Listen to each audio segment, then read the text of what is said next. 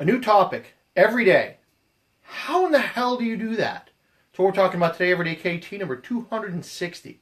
How on earth can you find so many varied topics? Well, you're in luck. It's a hell of a lot easier than you think. So this is what I do. We're looking at episode 260 right now. That's 260 mostly different episodes. Most of them are different topics. Yes, some of them are like a rehash or a re-examination or an additional information session on some topic. But they're all related to the kilt in some fashion or another, or its use, or the use of it, or utilizing what happens when you wear it, how to wear it, all kinds of different stuff. But they're all different for the most part, and it's every day. How in the hell does that happen?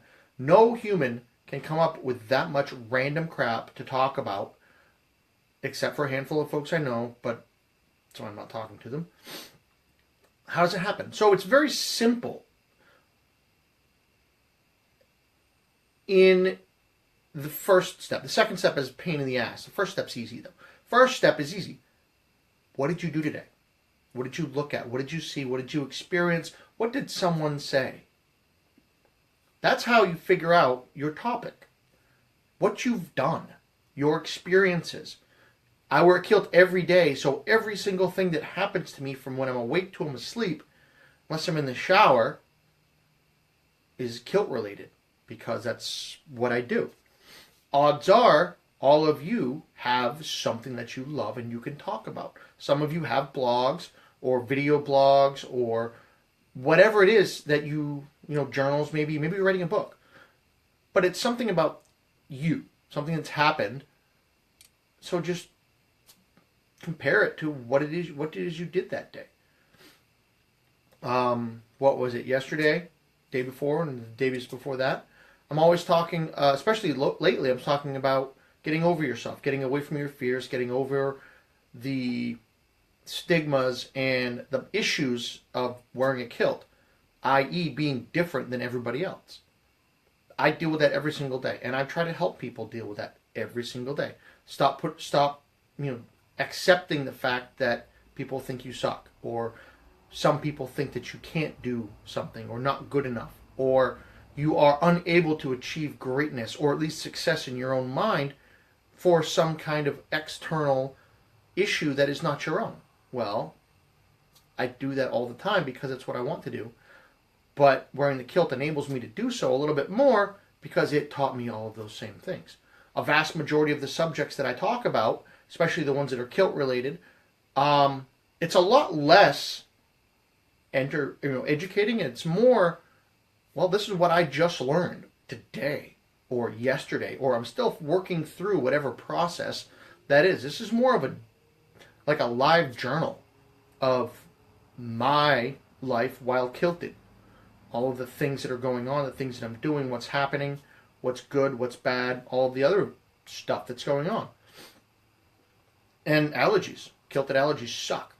But that's what makes this great, is every single day of all of our lives, something happens.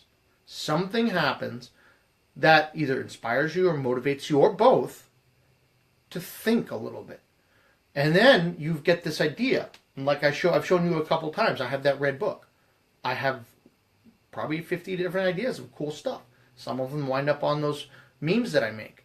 Some of them wind up as episodes. Some of them are still in the book. I haven't talked about them yet. But they're things that have happened during the day that I found interesting enough to write down and commit to memory, even if it's written memory, that I think is interesting enough for Everyday KT. Or, maybe one of the pictures that I do. Who knows? Most of the stuff is going to wind up on the internet one way or the other. It always does. But that's how you do it. So that's the easy part. What you did. What did you do today? Did you ride a horse in a kilt? That'd be cool. Did you climb a mountain? Did you walk into the woods with a chainsaw on? I have done that. I don't recommend it because chainsaws and kilts are trouble.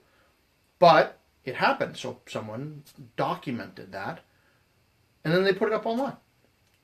So here's the tough part. So you've had your experience for the day.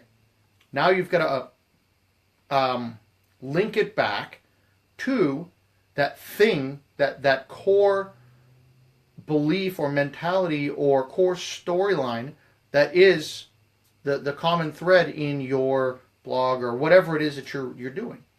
That's where it gets interesting, because you might have to get a little creative sometimes. I've been doing this for a while, so it's a lot easier for me. But it's tough. I'm not going to lie. In the beginning, I simply talked about how to do kilt stuff, how to wear a kilt, how to do all kinds of different activities while kilted. And that has migrated because 260 episodes, I've had 260 different chances to improve upon my ability to connect seemingly random things to my life in a kilt. And it works very, very well, I think. You know, there's a lot of people that want to watch, people want to hear. More importantly, there are people out there who the kilt is either the reality of actually wearing a kilt or the kilt is a metaphor, meaning that they are somehow not quite 100% mainstream just like everybody else. They want to, you know, they're dancing to their own drum, that kind of person.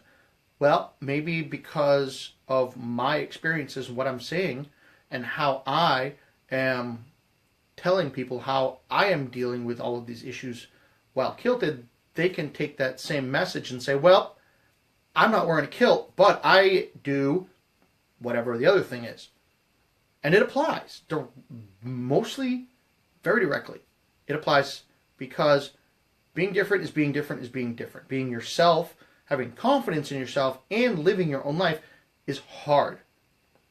And whatever costume you put on it, it's irrelevant. It's still, okay, so for me, you know, I wear a kilt. Okay, fine. Could be any number of things. Doesn't matter what that thing is.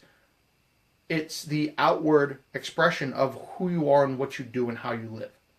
And if you can get confident enough to do that and accept that fact within yourself, well, then connecting your day-to-day activities to that single common thread between everything you do and everything you're trying to do should be pretty easy. It does take a little bit of time to get that rationale figured out, to get that step and how to take the jump from here to there.